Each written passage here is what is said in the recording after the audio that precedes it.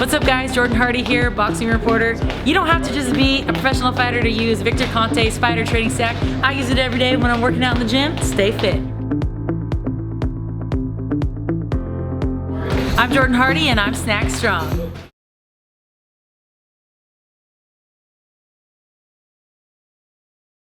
Now on the fight that we have next weekend, Spence and Porter.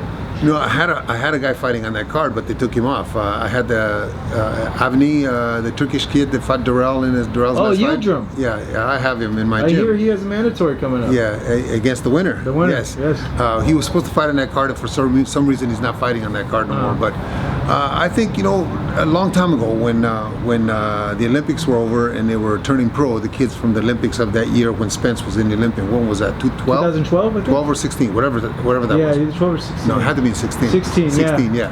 I was asked who I thought the best prospect was going to be as a pro prospect. I was interviewed and asked that, and I said that for me, Spence and Marcus Brown were the best possibilities to make great pro careers.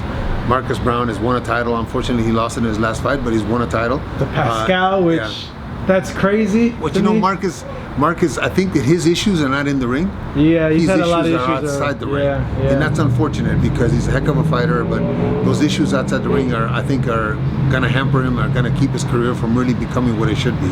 And Spence has really gone beyond what I thought he was gonna do. Spence to me, is probably one of the best fighters today. He hasn't fought the fights that he needs to fight yet. He's maturing. He's getting better and better fight for fight.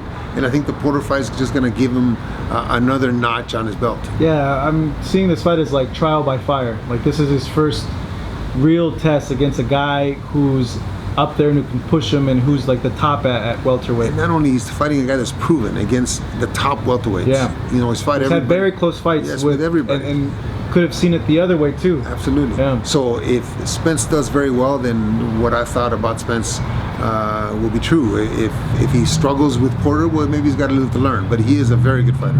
How do you break it down?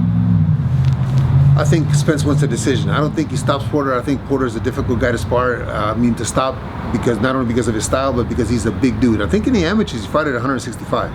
You know, he did. He fought Usyk. Yeah, he beat him. Yeah, he's a bigger guy. Yeah, when I found that out, I'm like, what the heck? But the difference will be that Porter is stagnated as far as the skill level, and Spence just continues to improve fight by fight. But you don't think you can stop him? I don't think so. I don't think Spence is that kind of puncher. I don't think, and you're going to have to hit Porter. Porter's going to take 3 or 4 shots and keep coming, and you're going to have to hit Porter with a good shot to hurt him, to be able to put him away and have a referee step in and stop a fight because there's too many punches being thrown. But he has a difficult time with him, but he still wins. Would it surprise you if Shawn won? No. He's like you just said. He's fought 3 of the 4 better welterweights in the world, and some fights could have gone either way. So he's a very good fighter. His aggressiveness makes him a good fighter. His aggressiveness gives him opportunities that most guys wouldn't have. You know Styles real well. You've trained so many world champions. You have a guy who's aggressive like Porter, who comes in. And you have a guy like Spence who digs the body, and knows how to create distance. What happens in that type of matchup? I don't think that Spence will do what you're talking about. I think that Spence will box cautiously from the outside until opportunities arise. I don't think he will do what he does to other fighters to Porter. Porter kind of limits what you can do because of his kind of head first, legs back kind of style. You have to reach for his body, and if you reach for his body, he's going to counter you. So I don't think Spence does to him what he does to other guys. Spence has been saying knockout. He feels he's going to knock him out. And I saw he did an open workout yesterday, and I started noticing all what he was doing was just pressuring wherever Derek was going.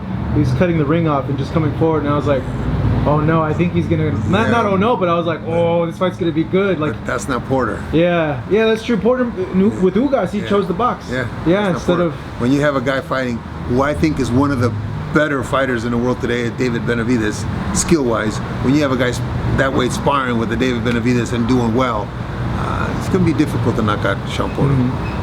Yeah, when I saw that video, I was like, why is he sparring Benavidez? You know, I think that too many people put too much stock in who somebody is sparring with. Good sparring is good sparring. He could spar with a guy that looks just like Spence, but is half the fighter that Benavidez is. It does him no good. I think that sparring, that's why I spar, and I have that Bojachu kid sparring with a cruiserweight. Why? Because the cruiserweight is a little bit slower. Bojachu is going to box. He's going to have to be smart.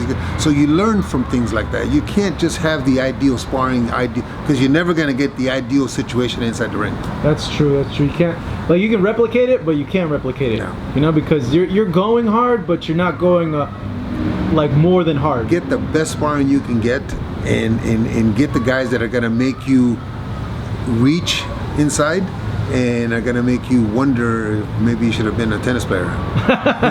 Hey, they make a lot of money.